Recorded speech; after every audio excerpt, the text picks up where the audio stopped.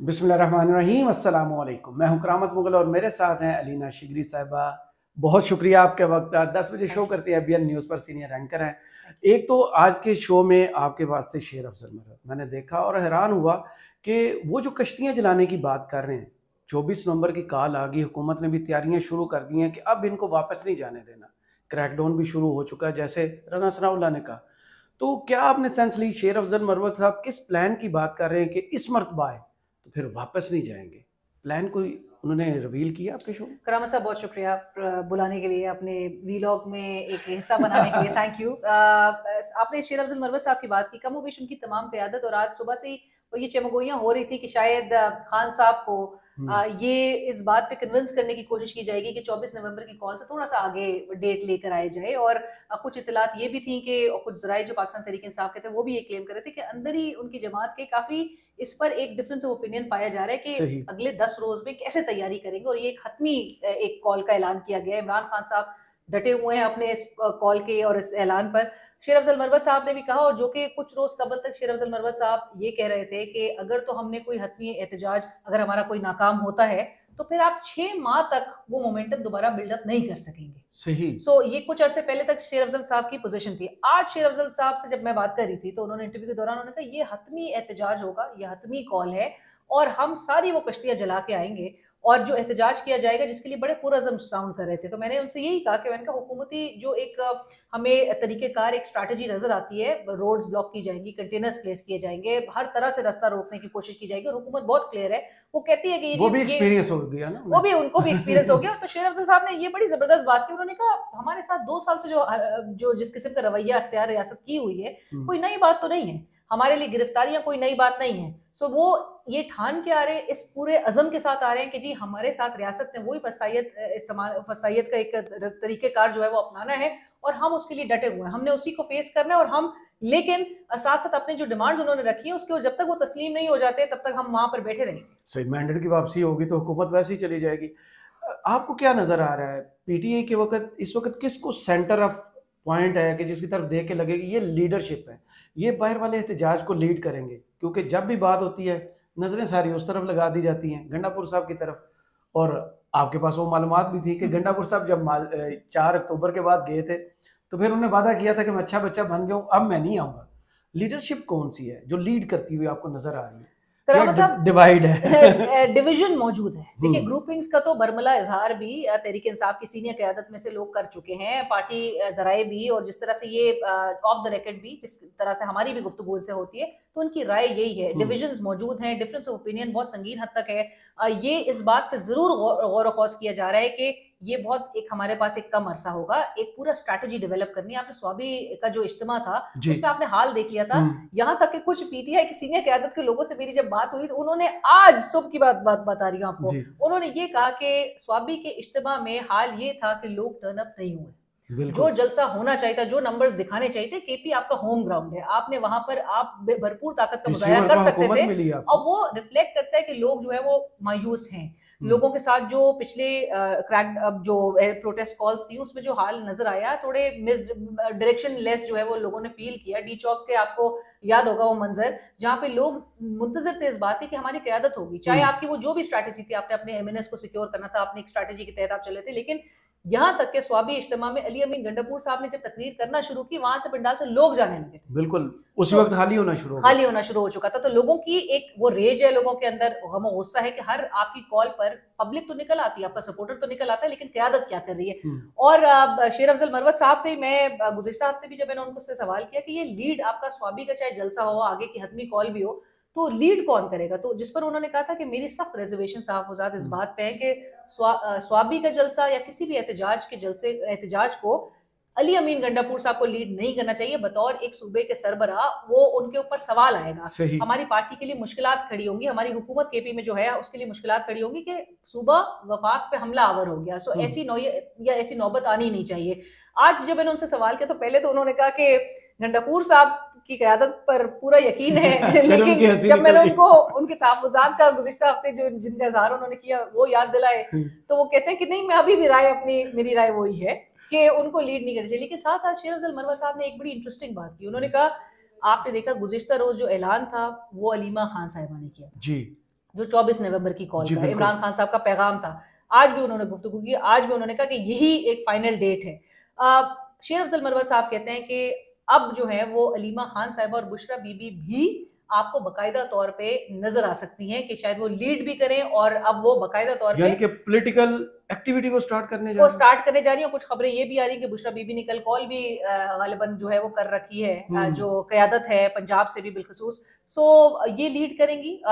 इमरान खान साहब भी जो ज़राए पाकिस्तान तहरीक इंसाफ के बता रहे हैं कि इमरान खान साहब को भी पूरा भरोसा है, पूरा एतमाद है कि बुशरा बीबी इसको बहुत बाकायदा तौर पर अच्छी तरह लीड कर सकती हैं। अच्छा। सो ये एक खवातीन की नुमाइंदगी और खवातीन का लीड करने वाली पोजीशन में आना, ये इटसेल्फ एक बड़ा मेरे ख्याल से इनके लिए इस एहतजाज के उसमें एक गेम चेंजर साबित हो सकता है। और जहां पर आप रिजल्ट ओरिएंटेड अगर आप इनके एहतजाज के हवाले से बात करें तो उसमें नजर आ सकता है कि ये इम्पैक्ट क्रिएट करेंगे। बट किस तरह से ये पूरी पार्टी को सेम पेज पे लाने में, अलाइन करने में कामयाब होते हैं। शेख वकास अकरम साहब की मैं जरूर गुफ्तगू आपको बताती चलूं कि इसी हफ्ते के आगाज में जब मैंने स्वाबी जलसे पे उनका रिस्पॉन्स लिया तो उन्होंने कहा कि गिला हमारा ओवरसीज पाकिस्तानी से नहीं है जो क्रिटिसाइज कर रहे हैं, क्योंकि आपको याद होगा स्वाबी इज्तिमा के बाद ओवरसीज पाकिस्तानी से सबसे ज्यादा पीटीआई की लीडरशिप को तनकीद का निशाना बनाया कि हम यहाँ बाहर बैठे हैं, हमें आपको हम पैसे देने को तैयार हैं, फंडिंग करने को तैयार हैं, हम हर तरह से आपको आप टेंट सिटी बनाना चाहते हैं, हम हर तरह से सपोर्ट करने को तैयार है, लेकिन आप करने वाले तो बने। जिस पर शेख वकास अकरम साहब कहते हैं कि जी हमें कोई एतराज नहीं है, और हमें हमेशा सपोर्ट किया ओवरसीज पाकिस्तानी से। हमारा गिला उन लोगों से हैं जो पंजाब से नहीं निकले, जो अपने घरों में बैठ के, सोफों में बैठ के मशवरे तो बहुत देते हैं, हमें कॉल कर करके ये कहते हैं कि खान साहब रिहा कब हो रहे हैं, लेकिन वो रिस्पॉन्ड उन्होंने जलसों में आके फिजिकली वहां पे अपनी प्रेजेंस के तौर पे नुमाइंदगी नहीं की। सही। एक कामयाब तहरीक के लिए पीटीआई को जब भी देखा हमने, केपी से ही लोग आए, केपी ने जितना असर डालना था वो डाल चुके। आपने बात की पंजाब की, पंजाब का मसला क्या आपको नजर आता है? मरियम नवाज के पास इतनी पावर्स हैं कि वो लोगों को निकलने नहीं देते, या फिर लोग मार खा खा के अब थक चुके? नहीं देखिए, केपी तो खैर इनके लिए प्रॉब्लम नहीं है, केपी में रिसोर्सेज का भी इशू नहीं आएगा क्योंकि हुकूमत इनकी अपनी है। सो वहां से तो इनको कोई प्रॉब्लम नहीं होनी लोगों को मोबिलाइज करने में। असल चैलेंज इनका सिंध और पंजाब में बिलखसूस है, पंजाब इनका असल बैटल ग्राउंड है। और मरियम नवाज साहिबा की भी जो हिकमत अमली उनकी हुकूमत की नजर आ रही है, अभी भी लगता है कि रूथलेसली वो इनके साथ टैकल करेंगी, वो बिल्कुल भी एक स्टेप भी पीछे होने को तैयार नहीं है, आपको वो क्लियर नजर रिफ्लेक्ट करता है। सो स्ट्रैटेजी उनकी यही होगी। पाकिस्तान तहरीक इंसाफ के लिए जो फुकदान हम ओवर द मंथ्स देख रहे हैं वो पंजाब से वो लीडरशिप का फुकदान है। सही। आपने हमेशा देखा होगा तमाम जो उनकी पोजीशन है पार्टी के लिहाज से, उसमें केपी को बड़ी तरजीह दी गई, और केपी और पंजाब पार्लियामेंट में भी और पार्टी में भी एग्जैक्टली। सो उस पर इख्तिलाफात भी सरफेस करना शुरू हो गए थे कि पाकिस्तान तहरीक इंसाफ की वो दो डिविजन्स बड़ी प्रोमिनेंट हो रही थी कि केपी और वर्सेस पंजाब, जहां पर आपको पंजाब की भी जब भी कभी एहतजाज की कॉल दी जाती थी तो इमरान खान साहब, चाहे शेर अफजल मरवत साहब हो, चाहे बैरिस्टर गौहर खान साहब हो, चाहे उमर अयूब साहब हो, इनके नाम आगे फ्लोट करने पड़ते थे। तो पंजाब से एक पीटीआई की लीडरशिप का फुकदान ताहाल है। हम क्यों ये बात कहते हैं कि फवाद चौधरी साहब जो पाकिस्तान तहरीक इंसाफ को जिस तरह से लीड करते थे या काउंटर करते थे हुकूमती मूव्स को, अभी भी आप देखें क्या बातें ऑफ द रिकॉर्ड भी हो रही होती हैं कि फवाद चौधरी साहब ने मरियम नवाज साहिबा के उस जिनीवा के दौरे के हवाले से एक दरख्वास्त दायर की है, लेकिन वो एक इम्पैक्टफुल उसमें से निकलती है चीज, नहीं निकलती है। राइट टू इन्फॉर्मेशन के तहत उन्होंने एक ये चीज फ्लोट कर दी है, इनिशिएट कर दी है कि मेरा राइट है कि मैं वो करूं, लेकिन आप टक्कर दे रहे हैं, आप काउंटर कर रहे हैं इन चीजों को, जो कि पाकिस्तान तहरीक इंसाफ की तरफ से भी रिस्पांस मेरे ख्याल से आना चाहिए था इस हवाले से कि आप में पंजाब का ग्राउंड आपने फ्री नहीं छोड़ना। आपने हुकूमत को उस वक्त एक बड़ी कंफर्टेबल पोजीशन दे दी है पंजाब में, पाकिस्तान तहरीक इंसाफ नजर नहीं आती, और यही रीजन है कि आप पंजाब के डिस्ट्रिक्ट से नहीं लोग निकल पा रहे हैं। शेख वकास अकरम साहब भी अगर ये गिला कर रहे हैं सो कहीं ना कहीं तो पाकिस्तान तहरीक इंसाफ को कोर्स करेक्शन या वो रिफ्लेक्ट करने की जरूरत है कि आपको क्यों नहीं आपका बंदा रिस्पॉन्ड कर रहा है या लोग निकल पा रहे, आप पंजाब से मोबिलाइज नहीं कर पा रहे unfortunately. And this is I believe जब खान साहब थे उन्होंने 25 मई की, आपको याद है, एक लॉन्ग मार्च की कॉल दी थी, उस वक्त आपने पंजाब के हालात देखे थे, उस वक्त तो नहीं थी मरियम, लेकिन पंजाब से फिर भी लोग नहीं निकल पाए थे, हर जगह बंद कर दी गई थी। यही फवाद चौधरी, यही यास्मीन राशिद साहब की गाड़ी तोड़ दी गई थी, लेकिन पहुंचने वाले नहीं पहुंच सके थे। बिल्कुल। तो पंजाब में पीटीआई को करना फिर क्या चाहिए, क्योंकि लोगों को तो घरों से भी नहीं निकलने दे रहे पंजाब पुलिस का जो पीछे हम हिस्ट्री देखते हैं। बिल्कुल, आप देखें अभी तक तो वो 9 मई से ही बाहर नहीं आ पा रहे हैं ना। और अगले तो चैलेंजेस मेरे ख्याल से करामत साहब इनको ये भी फेस करने हैं कि स्मॉग की भी सूरत हाल है।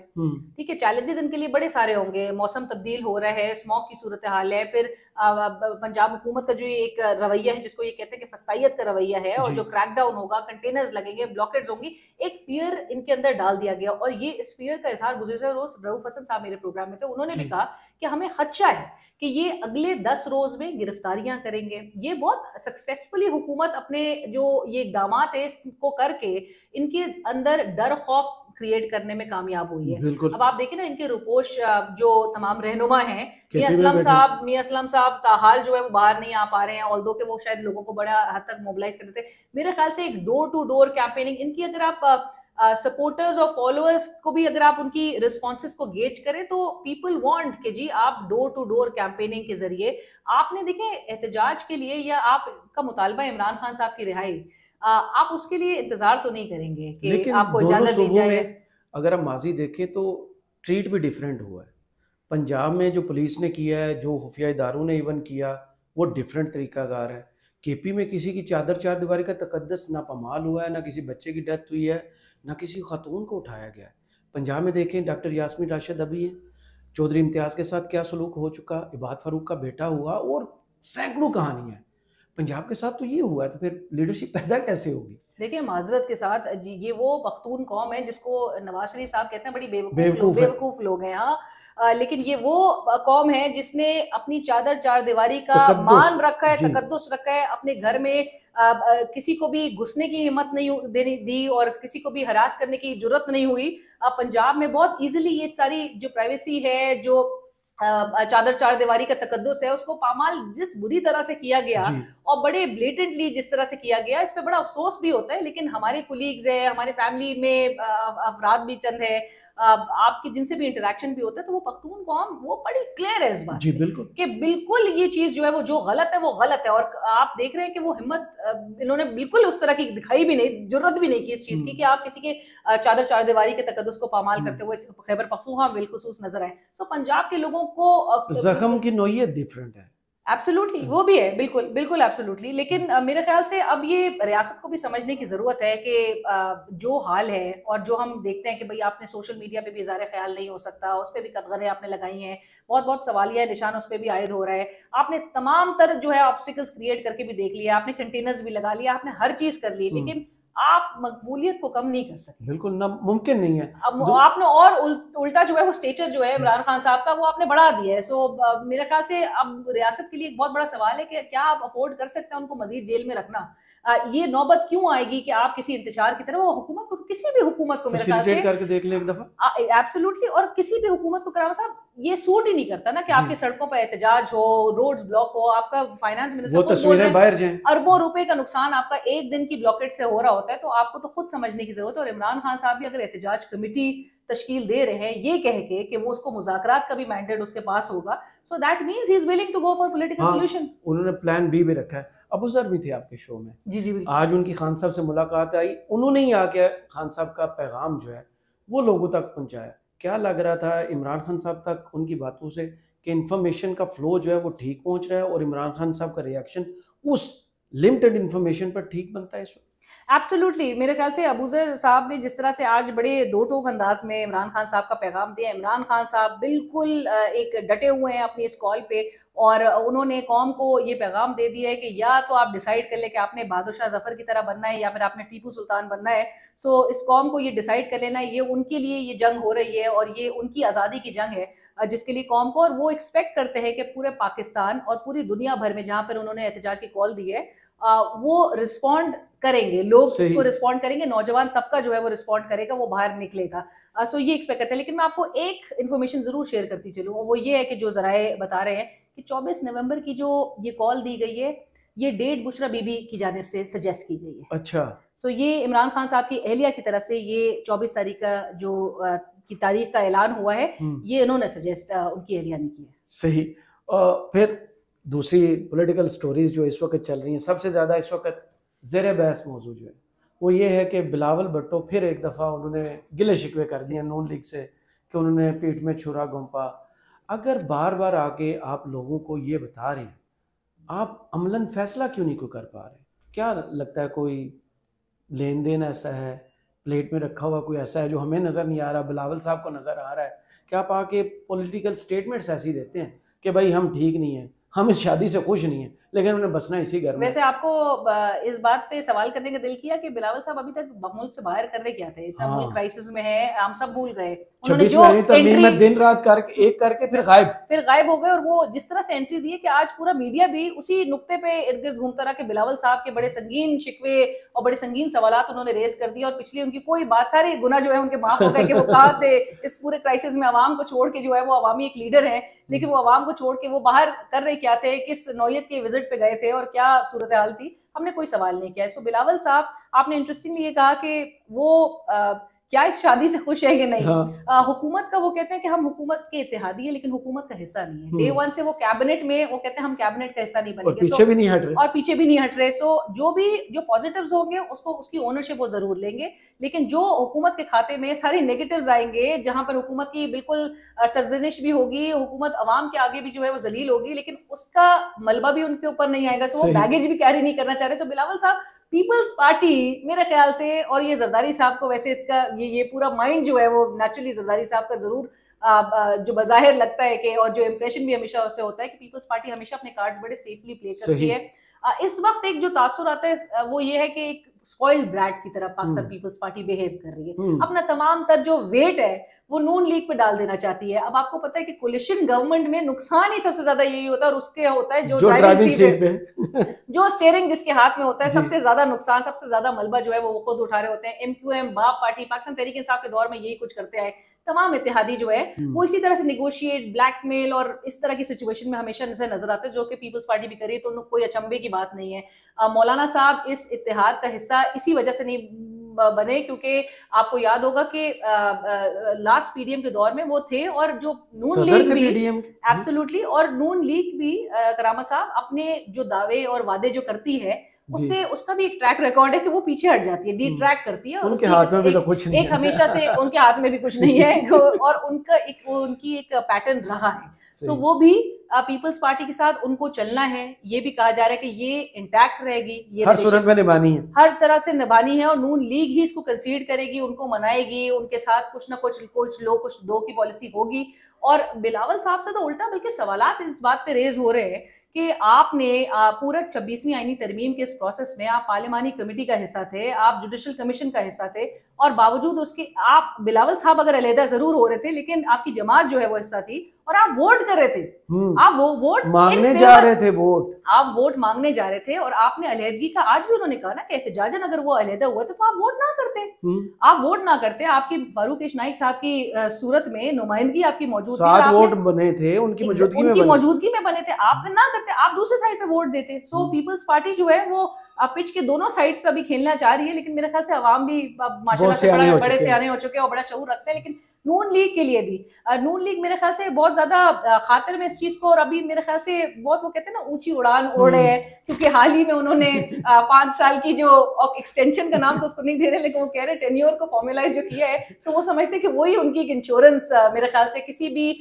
डैमेज के अगेंस्ट, किसी भी हार्म के अगेंस्ट, किसी भी खतरे के अगेंस्ट उनकी इंश्योरेंस जो है वही कंफर्म है, वो कंफर्म है, और वो समझते हैं कि वही चीज हमें बचा लेगी। सो पीपल्स पार्टी को भी इन लाइन लाने में वही तमाम जो अवामिल है और कुव्वतें हैं, मेरे ख्याल से वो अच्छे बच्चों उनका पीर है क्या? उनका पीर है। आखिरी सवाल आपसे, बिलावल भुट्टो ने आज ट्रम्प कार्ड खेलने की कोशिश की। माजी में नून लीग के ख्वाजा आसिफ साहब, राना सनाउल्लाह साहब धड़ाधड़ बयानात मुखालफत में देते रहे कि वो झूठा है, उसने वहाँ 6 जनवरी किया था, ये किया था, वो किया था।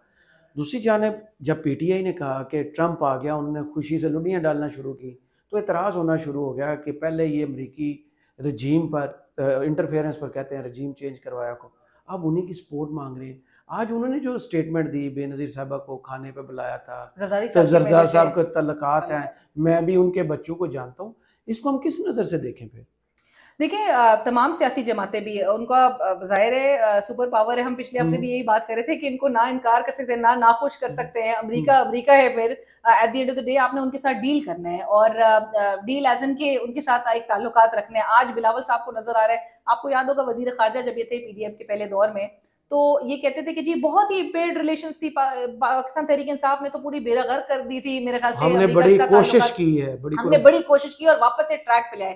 आज वो कह रहे थे कि खराब थे उस वक्त भी ताल्लुकात और आज तो बहुत बदतरीन ताल्लुकात हैं अमेरिका के साथ। सो कहीं ना कहीं बिलावल साहब जो है वो अपनी एक पिच कर रहे हैं अपने आप को, अपनी जमात को, और एक उस लाइन से अपने उस सफ से हटना चाह रहे हैं कि जहां पर एक वो मलबा उनके ऊपर भी आए कि जी पाकिस्तान मुस्लिम लीग नवाज तो एक जगह मौजूद थी और जो कुछ बयानात दे चुके हैं, लेकिन पीपल्स पार्टी जो है वो तमाम अपनी रिलेशंस को बरकरार रखते हुए और एक अच्छे अपोजिशन की तरह बल्कि बिहेव कर रही है। सही, बहुत शुक्रिया अलीना आपके वक्त का। कमेंट्स बॉक्स में जरूर बताइएगा ये वीडियो आपको कैसी लगी। इजाजत दीजिए, अल्लाह हाफिज।